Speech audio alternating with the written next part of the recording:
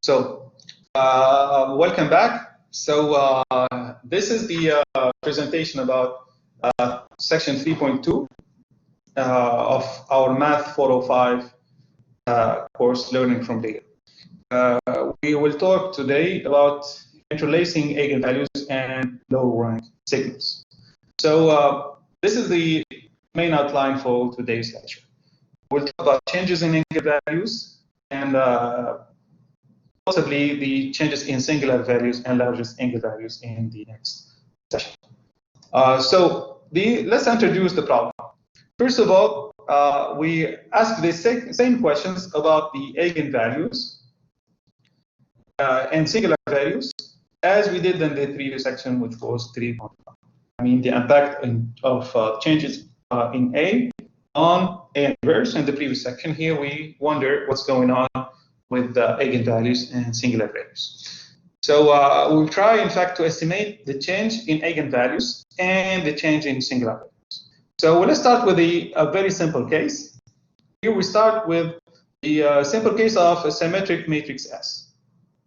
And let us assume for Y that the changes in S are one rank. So we have one rank changes in S, as we did, in fact, in the previous section. In fact, we are just trying to map what happens to the eigenvalues. So if previously we had these beautiful eigenvalues in descending order, so from the highest one, from the largest one to the lowest one for S, then we will have new eigenvalues, let's call them Z. Z1, Z2, take, if you wish, to reach N, which is, or K, which is the order or the rank of S. So in fact, if UT is positive semi-definite, we can expect an increase in the eigenvalues, okay? Which is quite easy to show if you wish.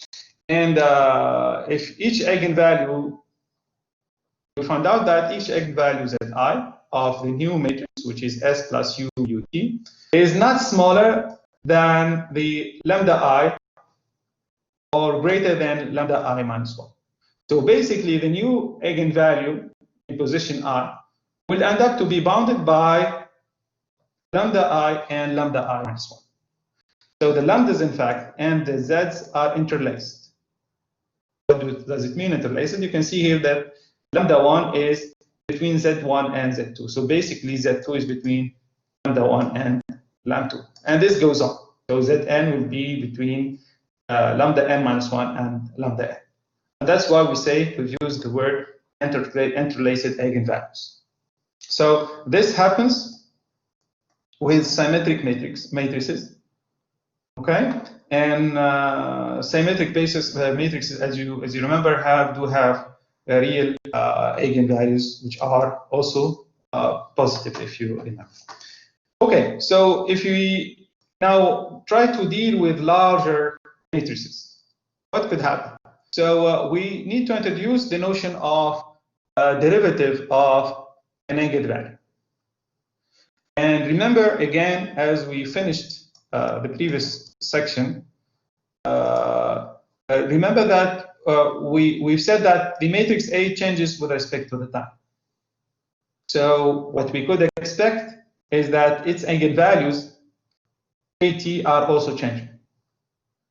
So at the beginning, initially, at time t equals 0, we'll suppose here that no eigenvalues are repeated. Okay, so just as a kind of simplification or simple assumption, we will suppose that no eigenvalues are repeated. So each eigenvalue, lambda 0 of A0, can be in fact safely followed for at least a short time. Some kind of delta t or differential t, if you wish, as lambda 0 changes to an eigenvalue, which is lambda t of A. So my intention, or our intention, is to map the change in lambdas when the t changes. So let's start with some small notes. First of all, let's remember that if you are having the transpose matrix of A, if A has eigenvalues which are lambdas, then in fact the transpose of it will have the same eigenvalues, because at the end of the day, the determinant of AT minus lambda I is equal also to the determinant of A minus lambda I. So the lambdas that solve the equation that says this determinant to be equal to 0 will definitely be the same. Okay? But in fact, since AT are the transpose of each other's, you will probably get a different eigenvector. We can call it lambda t for each lambda. But this requires, in fact, if you have beautifully unit norm eigenvectors, then in fact you will end up for the same lambda having the corresponding eigenvector x in A and the corresponding eigenvector, let's say y in AT. They should satisfy this identity. And this is basically quite easy to understand, because in fact xt itself times x should be equal to 1. Okay? So there are basic facts before we throw the formulas. Basic fact is that when we add the time component here, in fact, we used to solve to find the eigenvectors. We used to solve ax equals lambda x, if you remember, right?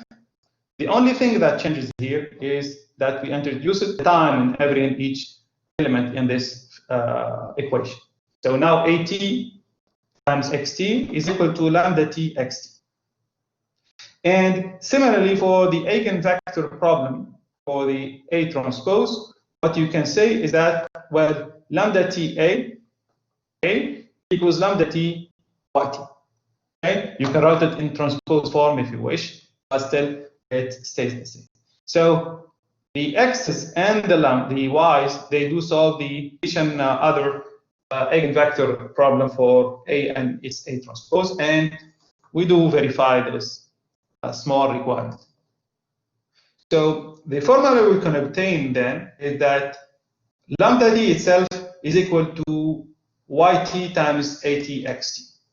And if you differentiate this part, in fact, if you use the product rule, you will have 3 components, but 2 of them will add to 0, the first and the last one. And this is well detailed in the textbook. So at the end, you get this beautiful derivative of each and every eigenvalue, and it's going to be equal to yt, y transpose with respect to the time, times the derivative of A with respect to the time times x. Okay, so let's see a small example and move forward. Okay, so let's assume first of all that we have A which is equal to 2t1, 2t, and 2. So as Hassan said, now you can understand that every and each entry here is kind of time related. So what would be, first of all, dA over dt, first of all, guys? All you need to do is to understand now that the differential of A with respect to the time is just substituting every element here by its derivative. How much is derivative to t? It's 2, am I right? Derivative of 1 with respect to t is 0. Derivative of 2t with respect to time is 2. And the derivative of 2 with respect to time here is 0. Plus 1 and 2 were just were just constants. So this is just leave it in this small part. Okay, this is the derivative of A with respect to dt. It's easy to obtain if you have already the input on the expressions of every and each and f of every and each entry in A. Now, what about the eigenvalues in terms of time?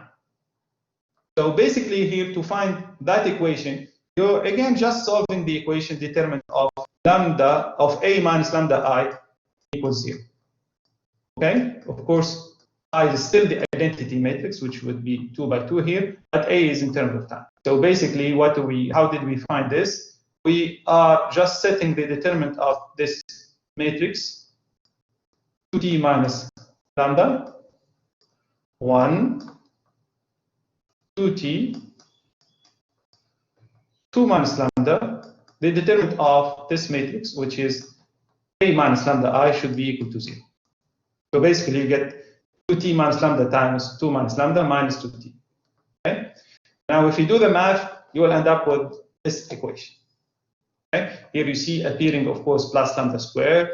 You will have all these things. Okay? Now, just use the discriminant rule, and you will find out these two beautiful eigenvalues since we have a two-rank matrix. So the two eigenvalues we do have are in terms of time also, and it's 1 plus t plus or minus square root of 1 plus t squared. Okay? So, in fact, what we just found is the expression of the lambda in terms of time, whatever is the time. Okay? So at t equal to 0, what is the first eigenvalue? We just plug t equals 0 here, and you get 1 plus root of 1, which is 2. And the second one, when t equals to 0, it's going to be 1 minus root of 1, which is 0. Okay? So these are the two eigenvalues at t equal to 0. And their derivatives. So you need to compute now the derivatives of lambda 1 and lambda 2. So you just need now to differentiate 1 plus t plus or minus root of 1 plus t squared with respect to the time. So the first derivative, the one which carries the plus sign in front of the square root, will give you lambda 1t. To differentiate, what is it? So if you differentiate lambda 1t, derivative 1 is 0, derivative of t is with respect to time is 1. Now all you have to do is write the chain rule. It's going to be, you're going to be divided by 2 square root of 1 plus t squared. And upstairs, the derivative of the function inside, which is 1 plus t squared, is going to be 2. Am I right? So basically, what you got is the first derivative. This should have been squared. I forgot to put a backslash. So this is the first derivative. And what about the second derivative? The derivative of lambda 2 with respect to the time. Of course, it would have almost the same shape. The only difference is the negative sign. So it's going to be 1 minus 2t over 2 square root of 1 plus t squared. Am I right? So now you can remove these two, and you end up with this kind of formula, which is 1 plus t plus or minus t divided by square root of 1 plus t squared. Okay? Got it? Okay. So these are the derivatives of the eigenvalues. So we are all set. And of course, what happens now when t equal to 0? When t equal to 0, at time 0, the two derivatives are equal to the same number, which is 1. Okay? Because just t equal to 0, we have 1. So the plan is to see the impact of small variation in time on the variation of the eigenvalues. So the eigenvectors, first of all, corresponding to lambda 1 equals 2 at time equals 0. First of all, we can compute the first eigenvector, which is the eigenvector proper to, of course, to A. You're going to have half 1. So basically, I need to remind you here. Basically, I'm solving this system to get my eigenvectors again. Okay? So this is the first eigenvector, which corresponds to lambda 1. And the corresponding eigenvector, which corresponds in A transpose, would be 0. Now, if you set the second eigenvalue, which is lambda 2, you're going to have these two eigenvectors. X2 is 1, 0, and Y2 is 1 minus half. Later on, you can have the time, and you can just verify that this works. Okay? Now, let's confirm that we do have the same formulation. So, first of all, what did we obtain as a result? In the previous slide, we said that d lambda over dt should be equal to yt dA over dt xt. Okay? So this is what we got from the previous slide. So all we need to do is to verify that numerically we got exactly something that maps our general result. So what is y1 here? Y1 was 0, 1 multiplied by the derivative of a. Remember the first thing we started doing here, we computed the derivative of a. The derivative of a was 2, 0, 2, 0. Okay? And finally, if we multiply by x1, which was half 1, as you see it here, what can we find? Of course, we have a 1, 2, multiplied by 2, 2, multiplied by 2, 1, you end up with just a real number. Okay? Which is supposed to be equal to exactly what we obtained directly. Okay? It's easy to check here. So 0, 1 multiplied by 2, 2, 0, 0. You're going to have what? You're going to have 2, 0. 2, 0 multiplied by half 1. Of course, you're going to get 1. Okay? So this is for the first derivative. So hopefully it's clear for everyone. Now let's check the second derivative.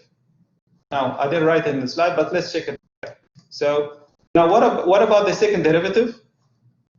I mean d lambda 2 over dt. So I'm supposed to find what? It's y2 transpose times dA over dt again, and times x2. And this should be equal to how much? Well, y2 is 1 minus half multiplied by 2, 0, 2, 0, and multiplied by, again, by x2, which is 1, 0. So on this side, y2 times dA over dt gives you how much, guys? It gives you 2 minus 1. So it's 1, 0. Am I right? It's 2 minus 1 times 1, 0. So basically we got the 1 again. Okay? Which verifies that we have exactly the same value. Any question on this, guys?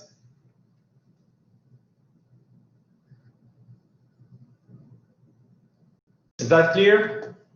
Yes. Okay. So hopefully we'll move on now. We will next time we will have the time to detail